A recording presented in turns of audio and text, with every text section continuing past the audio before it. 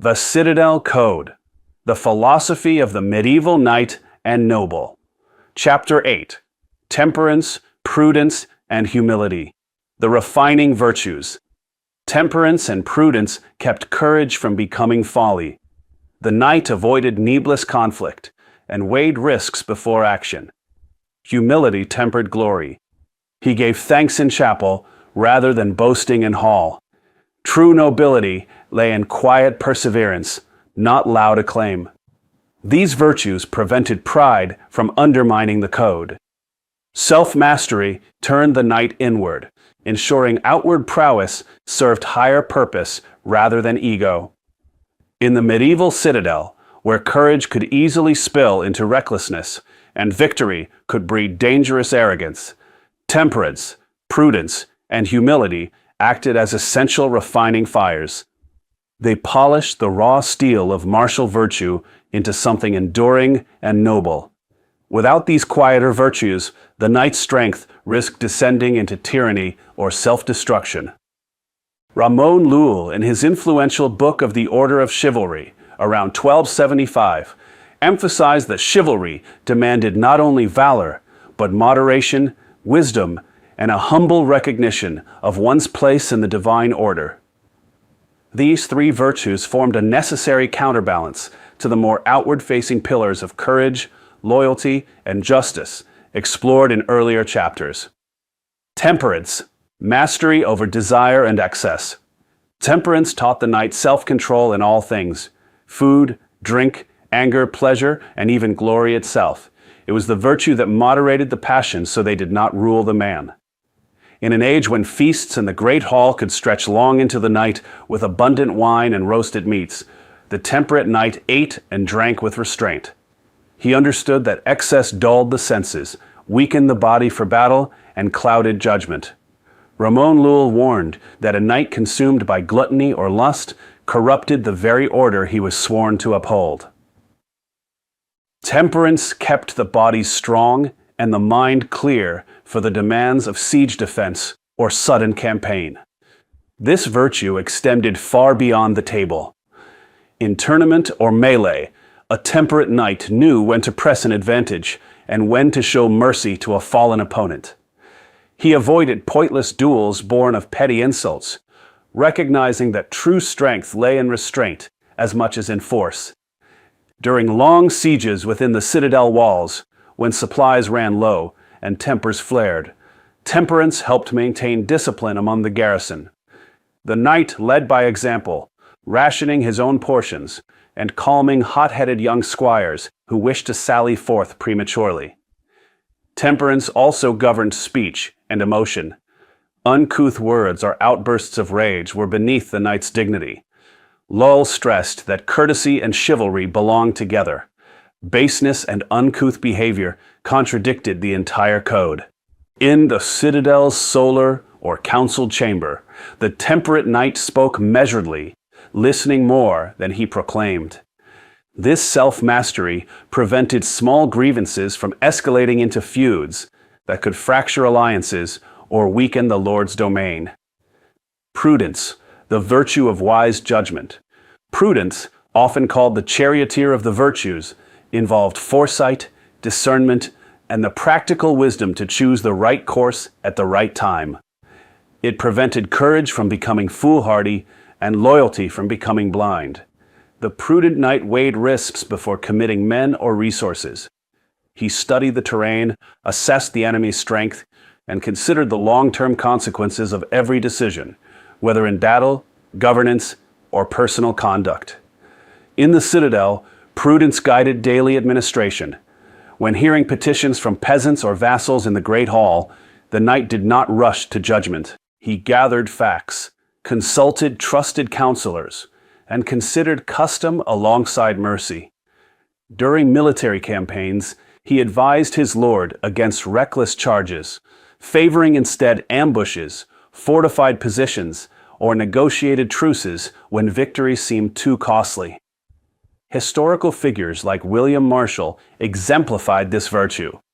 Despite his legendary prowess in tournaments and battles, Marshall repeatedly demonstrated prudent restraint, choosing loyalty to his sworn lord, even when shifting allegiances might have brought quicker personal gain, and carefully navigating the treacherous politics of the English court across multiple reigns. Prudence demanded education and reflection.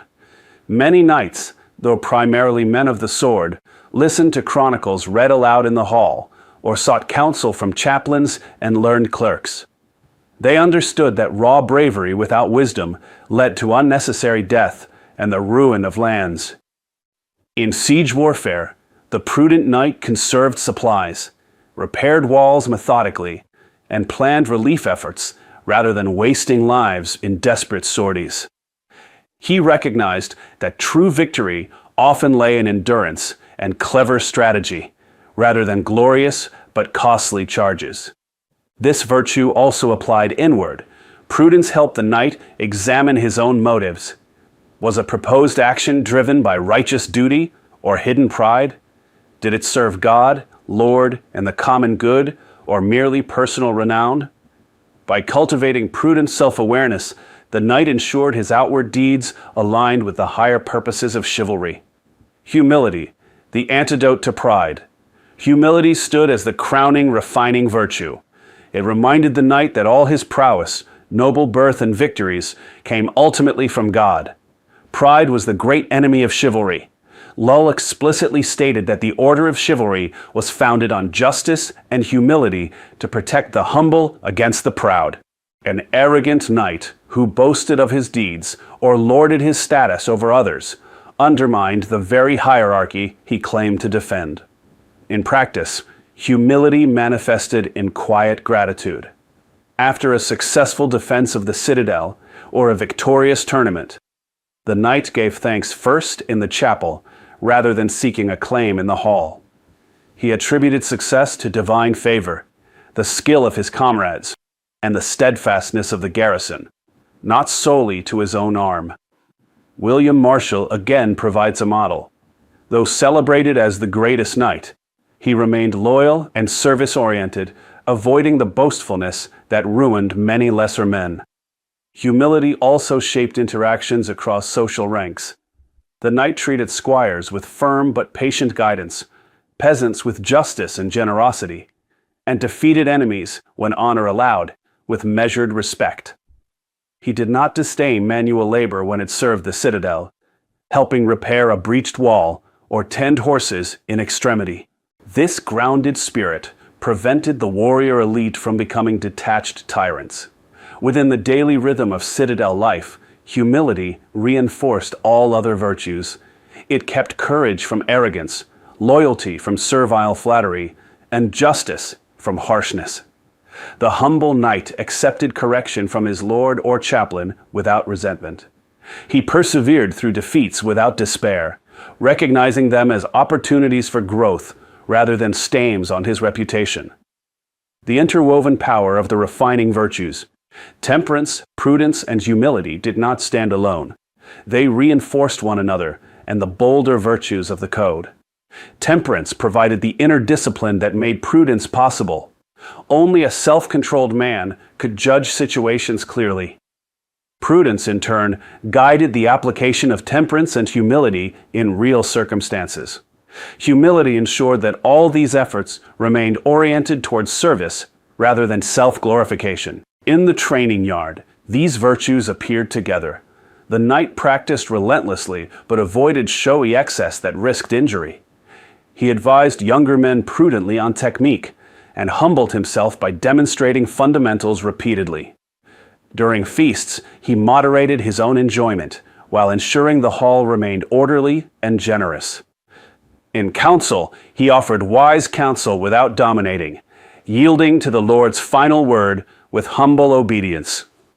These refining virtues also sustained the knight through the long years. Many knights lived into their 50s or 60s, a considerable age in medieval times, precisely because temperance preserved their health, prudence guided their choices, and humility kept them grounded amid changing fortunes. They understood that chivalry was a lifelong habitus, not a youthful burst of glory. Young pages and squires learned these virtues by observation more than formal lecture. They watched their lord kneel in chapel after victory, consult advisors before decisions, and eat moderately while ensuring others were fed. In this way, the refining virtues passed from generation to generation within the Citadel's stone walls, ensuring the code remained balanced and sustainable. Without temperance, prudence, and humility, the knight's courage risks becoming brutality, his loyalty blind obedience, and his justice cruel tyranny. With them, martial prowess served the divine and feudal order rather than destroying it. These quieter virtues transformed the armed noble from a mere warrior into a true guardian, strong enough to protect, wise enough to know when and how, and humble enough to remember why. In the torchlit halls and shadowed battlements of the medieval citadel, temperance, prudence, and humility stood as silent sentinels. They refined the knight and noble daily, ensuring that his strength remained a blessing to the realm rather than a curse. Through them, the full splendor of chivalric philosophy shone, not raw power, but power perfectly ordered by wisdom, restraint, and submission to God.